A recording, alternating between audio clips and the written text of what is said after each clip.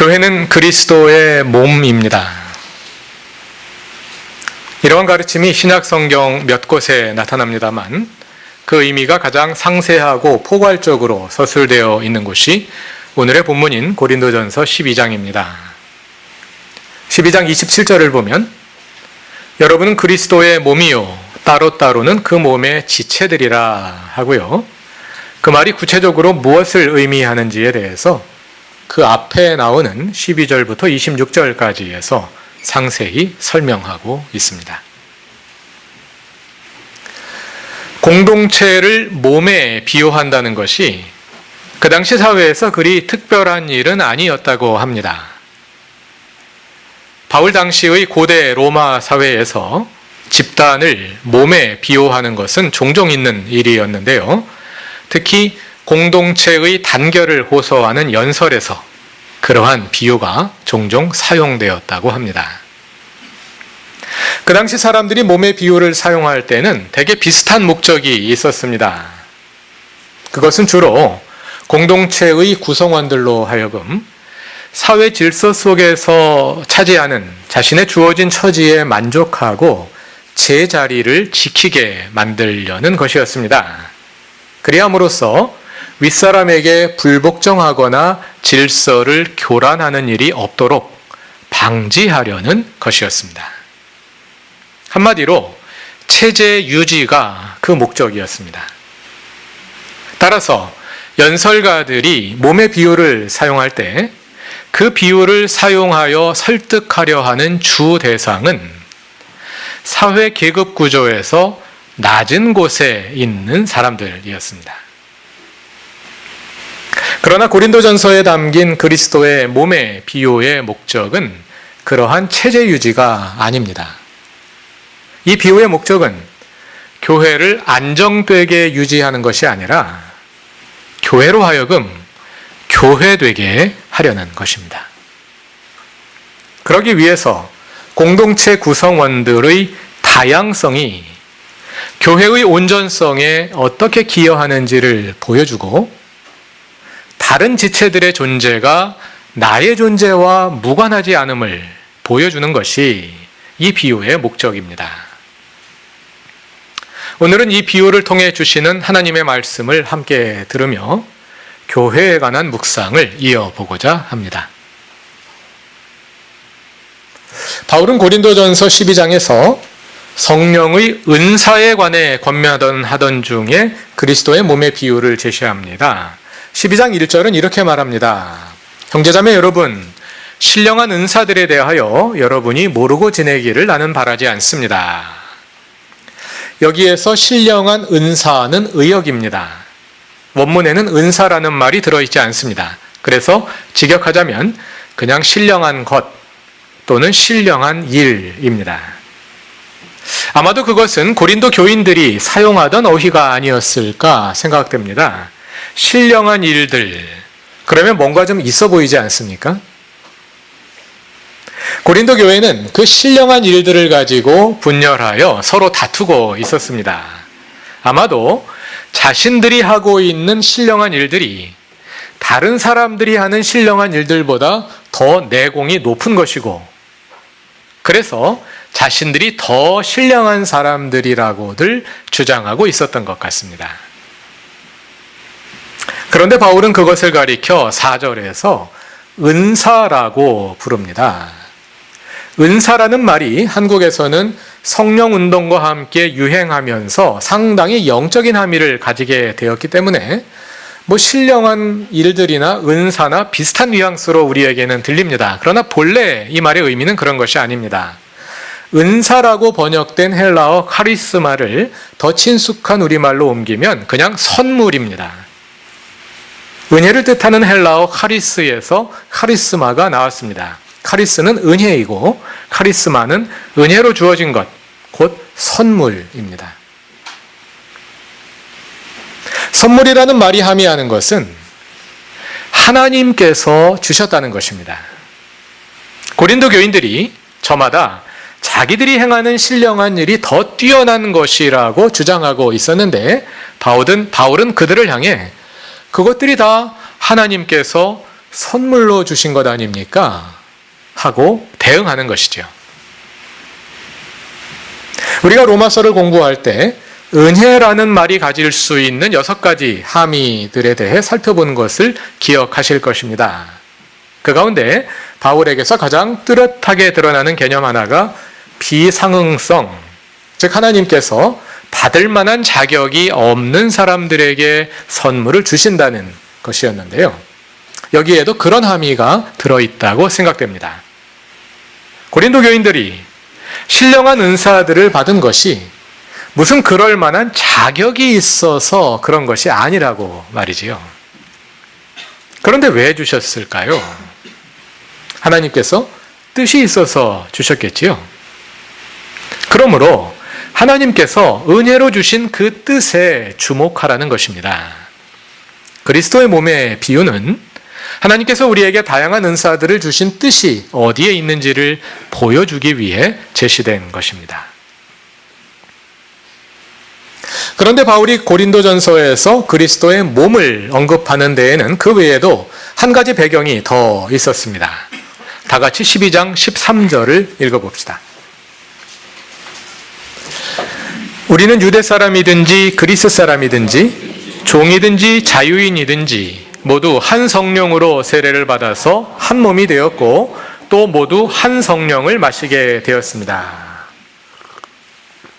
이 구절은 그리스도의 몸의 비유의 배경에 유대인과 헬라인, 노예인과 자유인 사이의 인종적, 사회적 차이로 인한 갈등 또는 그에 준하는 어떤 사회적인 갈등이 있었음을 암시합니다. 고린도전서 설교를 시작할 때 말씀드린 것처럼 고린도라는 도시는 다양한 지역과 문화적 배경에서 온 사람들이 모여서 성공의 기회를 놓고 치열한 경쟁을 벌이던 그런 곳이었습니다. 그러한 도시의 성격상 고린도에는 그 당시 다른 지역에서 보기 어려운 다양한 사회적인 갈등들이 상존하고 있었을 것입니다. 지난 주일에 함께 읽은 고린도전서 11장에서 이미 고린도 교회의 부자와 가난한 사람들 사이에 애찬으로 인한 갈등이 존재하고 있었음을 확인한 바 있지요. 그와 비슷한 갈등의 흔적을 고린도전서의 여러 곳에서 찾아볼 수 있습니다. 설교 초두에 말씀드린 것처럼 본래 몸의 비유는 로마 사회의 계급 질서에서 하층부를 차지하는 사람들에게 사회 질서에 순응할 것을 설득할 때 주로 사용되었습니다. 그러나 오늘 본문을 자세히 읽어보면 바울의 비유는 그와 반대로 사회 계급이나 능력에서 높은 위치를 차지하고 있는 사람들을 향하고 있는 것임을 알 수 있습니다. 바울은 교회 공동체 내에서 영향력을 가지고 인정받고 있는 사람들에게 그리스도의 몸의 비유를 제시하며 자신보다 열등해 보이고 무가치해 보이는 교인들을 존중하고 세워주라고 권면합니다. 이 비유는 크게 두 부분으로 구성되어 있는데요. 도입부라 할 수 있는 12절과 13절 후에 14절부터 20절까지를 전반부로 그리고 21절부터 26절까지를 후반부로 나누어 생각해 볼 수 있습니다. 먼저 전반부인 14절부터 20절까지에서 바울은 공동체 구성원들의 다양성을 강조합니다. 14절이 말하는 것처럼 몸은 하나의 지체로 되어 있는 것이 아니라 여러 지체로 되어 있습니다. 손이 있는가 하면 발도 있고 눈이 있는가 하면 귀도 있는데 하나님께서 그분의 뜻 가운데에서 각자에게 적절한 역할을 맡기셔서 한 몸을 이루게 하셨다는 것이지요. 나아가서 후반부에 해당하는 21절부터 26절까지에서 바울은 그러므로 어떤 지체가 다른 지체의 존재 가치를 함부로 판단하면 안 된다고 말합니다. 예를 들어 눈은 보는 것이 가장 중요하다고 생각하고 또 머리는 자기가 가장 중요하다고 생각하여 다른 지체들을 무시할 수 있으나 그것은 몰라서 하는 소리라는 것이지요. 오히려 우리의 습관적인 행동을 돌아보면 우리 몸에서 볼품없다고 생각되는 부분을 더 잘 꾸며주고 또 부끄러운 부분은 가려줍니다. 왜냐하면 몸의 한 부분이 아파도 몸 전체가 아프고 몸의 한 부분이 영광을 받아도 몸 전체가 함께 영광을 받기 때문입니다. 이런 것을 가리켜서 유기적 관계라 하기도 하고 운명 공동체라 하기도 하지요. 그것이 바로 몸이라는 것입니다. 그런데 이 비유에서 가장 주목할 만한 내용은 바울이 교회를 그리스도와 동일시한다는 점입니다. 다 같이 12절을 읽어봅시다. 몸은 하나이지만 많은 지체가 있고 몸의 지체는 많지만 그들이 모두 한 몸이듯이 그리스도도 그러하십니다. 지금 읽은 12절은 비유를 시작하면서 비유의 내용을 예시해 줍니다. 몸은 하나이지만 많은 지체가 있고 몸의 지체가 많지만 그들이 모두 한 몸이듯이 그리스도도 그러합니다. 그리스도도 그러합니다. 이제부터 할 얘기가 다름 아니라 예수 그리스도의 몸에 관한 서술이라는 것이죠. 그렇게 시작하여 이 비유는 26절까지 계속됩니다. 그리스도의 몸이 어떻게 되어 있는지를 설명하는 것입니다. 그리고 나서 27절을 읽어봅시다. 27절입니다. 여러분은 그리스도의 몸이요 따로따로는 지체들입니다. 지금까지 설명한 그리스도의 몸이 바로 여러분, 곧 교회라는 것입니다. 교회가 그리스도의 몸이다. 교회가 곧 그리스도다 하는 것이죠. 예수 그리스도는 2000년 전에 부활 승천하셔서 이 땅에 계시지 않습니다. 그래서 우리는 이 땅에서 그리스도를 만날 수도 없고 볼 수도 없습니다. 이것은 맞는 말이면서 동시에 틀린 말이기도 합니다. 왜냐하면 예수 그리스도는 오늘날 이 땅에 여전히 살아서 활동하고 계시기 때문입니다. 어디에 어떻게 살아 계실까요? 여기 이렇게 살아 계십니다.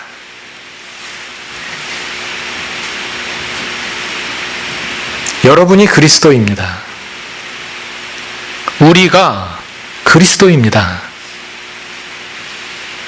왜냐하면 우리가 지체들로서 그리스도의 몸을 구성하고 있기 때문입니다.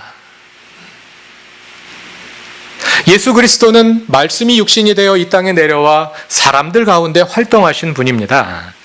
하나님이 사람을 구원하시기 위해 친히 사람이 되셔서 이 땅에 내려와 사람들에게 당신의 뜻을 보여주시고 하나님이 살아계심을 보여주신 분이 바로 예수 그리스도이십니다. 그런데 하나님이 지금도 사람이 되어 이 땅에 내려와 활동하고 계신다는 것입니다. 2000년 전에는 예수 그리스도의 몸을 입고 그리하셨다면 지금은 교회를 통해 성육신하셔서 이 땅에 존재하시고 또 활동하신다고 말이지요. 그래서 이 비유를 발전시키자면 교회란 곧 하나님의 성육신하신 현존이라 할 수도 있겠습니다. 그런데 아무래도 비유가 좀 부담스럽지요? 이대로 계속 가다 보면 이단이 될 것 같은 느낌도 좀 들고요. 아마 바울도 그랬던 것 같습니다. 그래서 고린도전서 이후에는 이 비유의 의미가 조금씩 변화되어 간 것으로 보입니다. 다 같이 로마서 12장 4절과 5절을 찾아보겠습니다. 저술 연대로 볼 때 로마서는 고린도전서보다 몇 년 뒤에 기록되었습니다. 고린도전서를 기록하고 나서 몇 년 후에 바울이 로마서 12장 4절, 로마서 12장 4절과 5절에서 어떻게 말하고 있는지 다 같이 한번 읽어보겠습니다. 한 몸에 많은 지체가 있으나 그 지체들이 다 같은 일을 하는 것이 아닙니다. 이와 같이 우리도 여럿이지만 그리스도 안에서 한 몸을 이루고 있으며 각 사람은 서로 지체입니다. 여기에서도 바울은 교회를 몸에 비유하고 있습니다. 그런데 그 몸이 그리스도와의 관계에서 좀 다르게 서술되지요. 어떻게 되나요?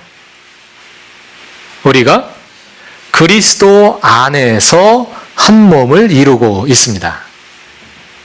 우리가 한 몸이고 각 사람이 서로 지체를 이루고 있는데 그 몸이 곧 그리스도의 몸이다 이렇게 말하지는 않고요. 그리스도 안에서 한 몸이다 이렇게 말하고 있습니다.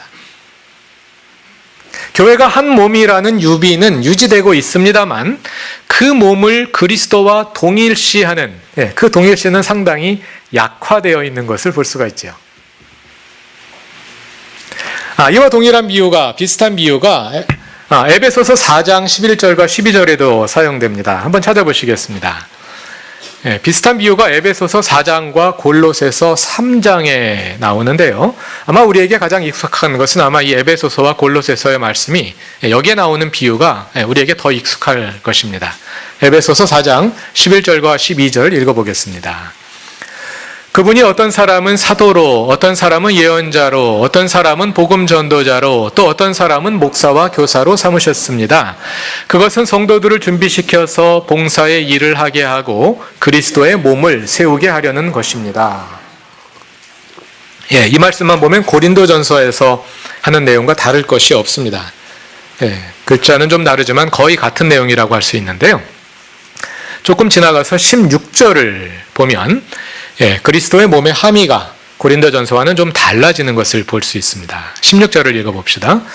온 몸은 머리이신 그리스도께 속해 있으며 몸에 갖추어져 있는 각 마디를 통하여 연결되고 결합됩니다. 각 지체가 그 맡은 분량대로 활동함을 따라 몸이 자라나며 사랑 안에서 몸이 건설됩니다. 교회가 그리스도의 몸이라는 것은 동일한데 이 비유에서는 머리와 몸이 구별되어 있습니다. 그리스도는 머리이시고요. 교회는 그 머리에 딸려 있는 몸입니다. 이렇게 함으로써 교회가 그리스도의 몸이다 하는 동일한 비유가 사용되면서도 교회와 그리스도의 동일시가 희미해졌다고 그럴까? 아니면 그 동일시를 피했다고 할까? 그렇게 달라지고 있는 것을 볼 수가 있죠.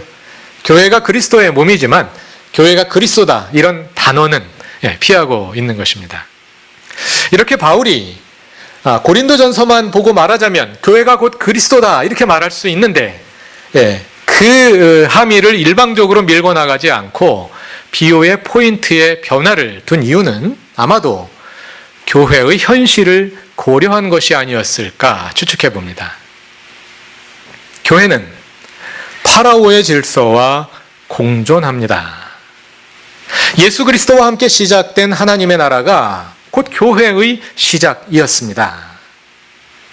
교회는 예수 그리스도께서 다시 오실 때까지 하나님 나라 공동체로 이어질 것입니다. 그러나 하나님의 나라가 시작되었음에도 불구하고 이 세대, 곧 파라오의 질서는 끝나지 않았습니다. 이 세대, 파라오의 질서는 주님께서 다시 오실 때 끝날 것입니다.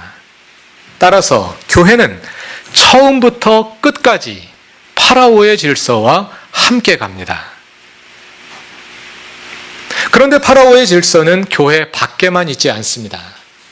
교회를 구성하는 모든 성도들이 하나님의 나라와 파라오의 질서의 영향을 함께 받고 있고 두 질서가 공존하며 긴장하는 가운데 그 속에서 살아가기 때문에 파라오의 질서의 영향은 교회 안에도 들어와 있습니다. 그러한 교회의 현실을 고려할 때 교회가 곧 그리스도라 일방적으로 단언하기가 좀 어려운 점이 있었을 것입니다. 그러나 그럼에도 불구하고 바울이 이 비유를 통해 전달하고자 하는 함의는 분명합니다.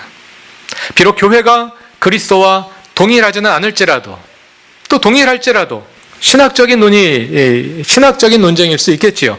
어느 쪽으로 가든 분명한 것은 예수께서 이 땅에 살아계실 때 하셨던 그 일, 즉 예수께서 성육신하신 하나님으로서 이 땅에 임한 하나님의 나라를 친히 보여주셨던 그 일을 이제는 교회가 감당해야 한다는 것입니다. 2000년 전에 예수께서 계셨던 바로 그 자리에 지금은 교회가 그 똑같은 자리에 있어야 한다는 것입니다. 예수께서 말씀으로 하나님의 나라를 선포하시고 또 행동으로 이 땅에 임한 하나님의 나라를 친히 보여주셨던 것처럼 교회가 말씀으로 하나님의 나라를 선포할 뿐 아니라 교회의 삶으로, 교회의 존재로 하나님의 나라를 보여주어야 한다는 것입니다. 교회가 하나님의 나라를 보여주기 위해서는 무엇보다도 먼저 교회 안에 하나님의 주되심이 이루어져야 합니다. 교회가 먼저 하나님 나라의 표상이 되므로 교회 밖의 사람들에게 하나님의 나라를 보여줄 수 있어야 합니다. 하나님의 주되심을 이루는 것은 곧 파라오의 질서와 싸우는 것이기도 합니다. 교회가 먼저 교회 안에 존재하는 파라오의 질서와 싸워야 하는 것입니다. 고린도 교회에는 파라오의 질서의 영향이 강하게 나타나고 있었습니다. 그 한 뚜렷한 현상이 교회 안에 존재하는 계급 질서였습니다. 그것은 파라오의 질서였습니다. 교회가 그 질서를 따라 움직이고 있었던 것입니다. 그리스도의 몸으로서 하나님의 나라를 보여주는 교회가 되기 위해 고린도 교회가 가장 먼저 해결해야 할 문제 가운데 하나가 바로 그것이었습니다. 그 문제는 구체적으로 교인들 가운데 영향력이 있고 신분이 높은 교인들과 가난하고 힘없는 교인, 그러한 교인들이 가난하고 힘없는 교인들을 무시하는 이러한 태도와 행동으로 나타나고 있었습니다. 고린도 교회로서는 그 문제를 해결하는 것이 곧 파라오의 질서와 대항하여 싸우는 것이기도 했습니다. 그래서 바울은 고린도 교인들에게 교회는 그리스도의 몸이라는 사실을 강조하고 재확인하는 것입니다. 그래서 교회로 하여금 하나 되라고 촉구하는 것입니다. 하나 되라는 말, 단지 공동체의 단결을 촉구하는 것이 아닙니다. 공동체 안에 존재하는 파라오의 질서를 몰아내고 공동체 안에 하나님의 주되심을 이루라는 것입니다.